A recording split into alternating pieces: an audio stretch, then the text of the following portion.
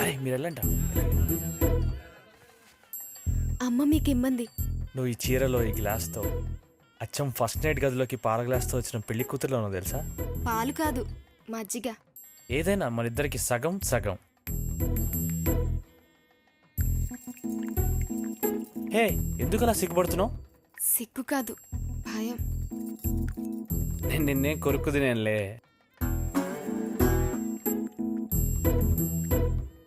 మిగతా సగం నీకు.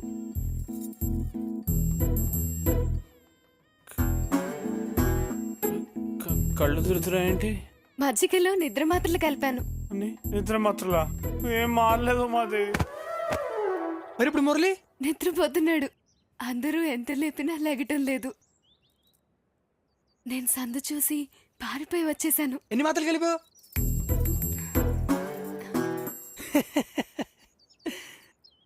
అవును బావా, నువ్వెందుకు పరిగెత్తుకుని వస్తున్నావు? పెళ్ళికి రావద్దన్నానని వెళ్ళిపోయావు కదా, మళ్ళీ ఎందుకు వస్తున్నావు? నువ్వు లేకుండా నేను బతకలేను. నేను ప్రేమ అంటారో దోమ అంటారో ఏగంటారో నాకు తెలీదు, కానీ నువ్వు నా ప్రాణమే.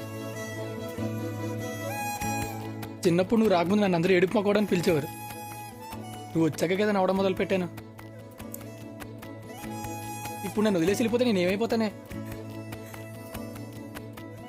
చిన్నప్పటి నుంచి నేను ఎంత ఏడిపించినా నువ్వు నా కళ్ళ ముందు కనిపించకపోతే నేను ఉండలేనమ్మా. ఇచ్చోండి అయిపోతాను. అవును, పెళ్ళికి దూరంగా వెళ్ళిపోతామని అనుకున్నాను, కానీ పెళ్ళి ఆపడానికి తిరిగి వస్తున్నాను. అసలు నేను మురళితో అమెరికా పంపించి ఇక్కడ హ్యాపీగా ఉంటాను ఎలా అనుకున్నాను నాకు ఎప్పటికీ అర్థం కావట్లేదు. చా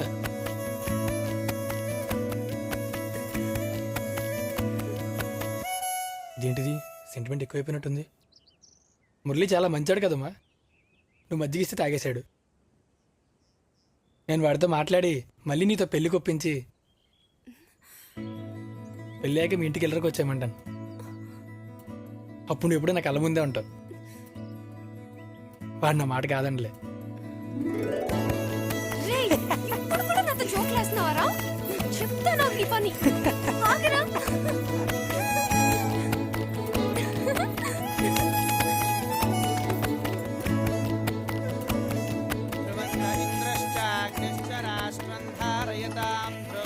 నిద్ర లేచిన తర్వాత మురళి బాధపడినా మా మావయ్య తిట్టుకున్నా చివరికి ఉమాదేవి నాకు ఇచ్చి పెళ్లి చేశారు. చెయ్యికి ఏం చేస్తారు? మనం కోనవరం కింగ్, ఉమాదేవి కోనవరం క్వీను. ఇది నా ప్రేమ కథ.